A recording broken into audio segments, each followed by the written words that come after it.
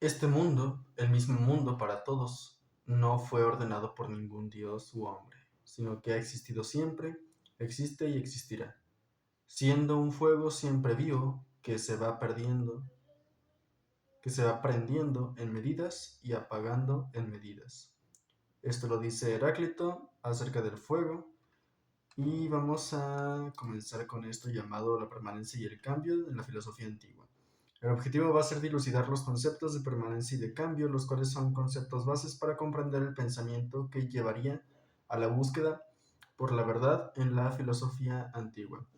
Lo primero que debemos de, por así decirlo, aclarar son los conceptos de permanencia y de cambio. Probablemente será fácil asimilarlos cada uno de ellos. Permanencia que no cambia, simplemente sigue siendo esa misma cosa. Ahora, en cuanto al cambio, hay algo interesante, que el cambio aquí se identifica con el movimiento. ¿Qué pasa? Que cuando una cosa se mueve, dejó de estar aquí y ahora se mueve a estar acá. Entonces hay un cambio, pasa de ser algo a ser otra cosa. Eso ya es un cambio, entonces no hay algo que haya permanecido en este momento al cambiar de locación un objeto. Entonces el movimiento es lo mismo que el cambio, al menos por ahora. Con esto surge una pregunta. ¿El ente material es o está siendo? Como dijimos, una cosa es ser, de que el ente material es por sí mismo y que no cambia, o está siendo, en el sentido de que en cada instante está cambiando. Por ejemplo, si tenemos una manzana y la dejamos en un escritorio, lo que va a pasar es que durante el tiempo, mediante avance el tiempo, va a estar cambiando poco a poco, pero los cambios se van a ir notando dentro de mucho tiempo, tal vez, no sé, unos días o una semana. Ya para dentro de un mes ya va a estar podrida. Entonces, esto significa que la manzana por sí misma no, no, no es permanente, sino que ha estado cambiando. Aunque no la movamos, aunque no se conjugue el cambio con el movimiento, sí que hay un movimiento en el tiempo, ya no en el espacio, sino que en el tiempo sigue habiendo un cambio. Entonces, el ser parece excluir al siendo y viceversa. Es decir, una cosa o es o está siendo, está cambiando. O es permanente o cambia. Lo que es, en la medida que es decir, que no cambia, eh, es en sí misma. Es decir, permanece. Lo que se transforma, mientras se transforma, no es.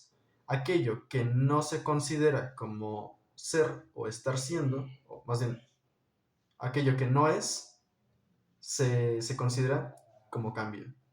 Es decir, tenemos el ente material que está permanente. Cualquier otra cosa que no sea permanente, no es. Es decir, la contraparte del es el no es. La contraparte del ser es el no ser. Ahora, se ha preguntado en la filosofía antigua si es que hay un elemento siempre permanente en todas las cosas, a pesar del constante cambio que ellas padecen. Es decir, repetitivamente en la naturaleza nosotros hemos visto que todas las cosas cambian, aunque sea en el tiempo. Es decir, no hemos visto algo físico que sea completamente permanente. Y ahora la pregunta es si en realidad puede haber un elemento que siempre sea permanente. A esto se le llama usía. En griego significa lo realmente real. Hay algunos traductores que lo traducen por principio de todo ente, principio de la realidad. Y esto de principio puede sonar como los principios ahora de la física moderna, que es aquellos principios, por ejemplo, el modelo estándar, lo que tenemos son varias partículas que constituyen toda la realidad. Esto no es lo que buscaban los griegos. Los griegos no buscaban un átomo último del cual emergiera toda la materia o del cual se construyera toda la realidad. Más bien lo que querían decir es, más bien lo que querían buscar, es aquello que siempre permanece en la realidad. Por ejemplo, nosotros al ver la realidad misma, decimos que existe, es real, porque sentimos que está ahí. Entonces, una manzana es real, pero no es realmente real en el sentido de que siempre permanece. Ahora, va a haber algunos filósofos que toman en cuenta ciertas metáforas, más bien ciertos elementos de la realidad como metáforas, para explicar qué es lo verdaderamente permanente en la realidad.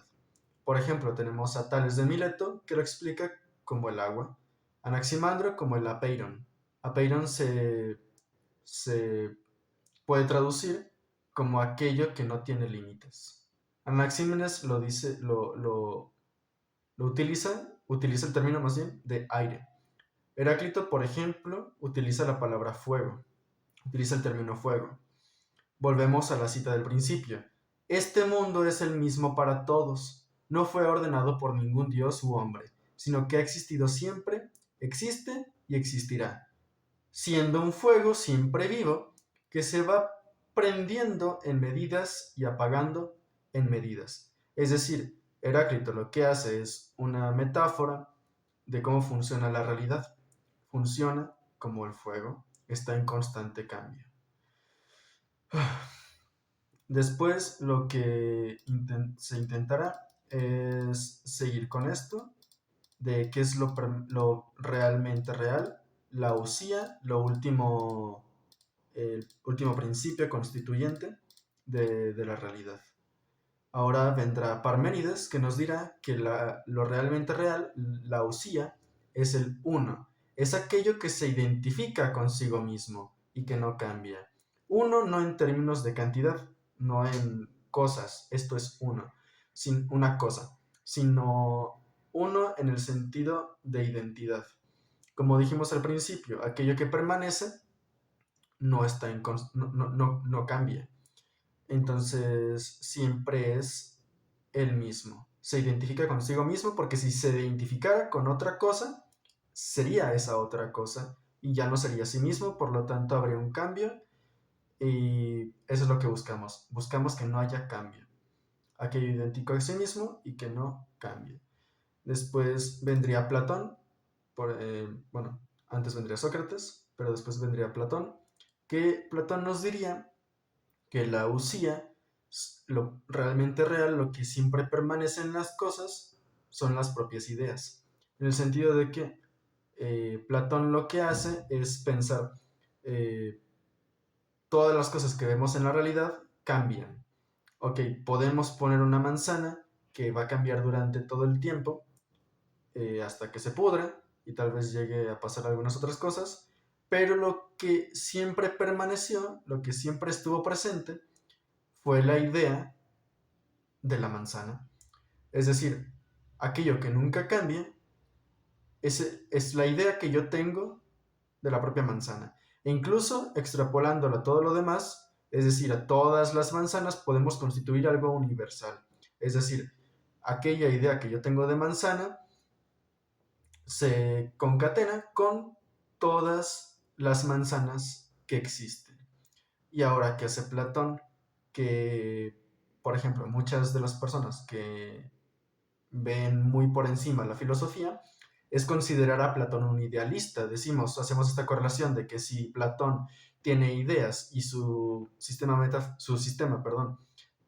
filosófico se constituye a base de ideas, lo racional, lo lógico, es que le digamos idealista. En ese sentido, utiliza las ideas como sistema filosófico. Pero no es así. ¿Por qué? Porque ahora da Platón un salto muy grande que creo que a día de hoy no se ha sabido por qué lo hace o más bien los fundamentos que tiene para hacerlo. Tiene fundamentos, obviamente, pero no da una explicación tal cual de, de, de por qué las ideas no son parte de la realidad. Ahora lo voy a explicar. Platón lo que hace es decir, tenemos una manzana, lo realmente real, lo permanente, la usía, es la idea de la manzana. Ahora, ¿qué pasa? Que Platón lo que hace es decir, esas ideas existen en sí mismas, como realidad ajena a la nuestra. Porque vemos que la realidad en la que estamos nosotros, la que estamos observando, es cambiante, siempre es cambiante. Entonces, ¿qué dice Platón? Platón llega a contarnos este cuento de este mito de el Aurigas, que es un caballero, no sé cómo decirlo, un gladiador tal vez, que va en su carro y tiene dos caballos en su control. Tenemos un caballo que va hacia el mundo de las ideas, hacia arriba, y otro que queda hacia el mundo terrenal, hacia el mundo de lo sensible, hacia el mundo cambiante. Lo que pasó es que al principio nosotros, antes de nacer, vimos destellos de ese mundo de las ideas. Podíamos ver las ideas como existen tal cuales, como realidad externa a esta realidad que estamos observando. Entonces, ¿qué pasa? Que cuando nacemos, el alma se queda atrapada en el cuerpo, como si el cuerpo fuera una cárcel. Entonces, ese caballo que va tendiendo hacia la tierra nos gana y nos trae al mundo. Pero ¿qué pasa? Que tenemos esas ideas todavía en la mente. Entonces, las ideas que tenemos no son las ideas realmente perfectas, las realmente existentes. Las ideas que tenemos en nuestra mente no son lo realmente real, sino que son recuerdos que tenemos de las verdaderas ideas que son realmente reales. En este aspecto no podemos acceder a las verdaderas ideas, más bien accedimos en un momento pasado y ahora lo que hacemos es recordar y tener pequeños destellos de cómo eran las ideas, lo realmente real. Así que lo realmente real no podemos acceder a ello y pues se queda simplemente ahí.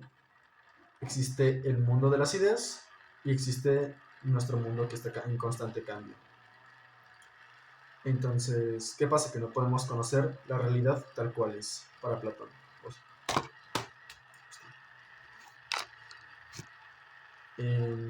¿qué más?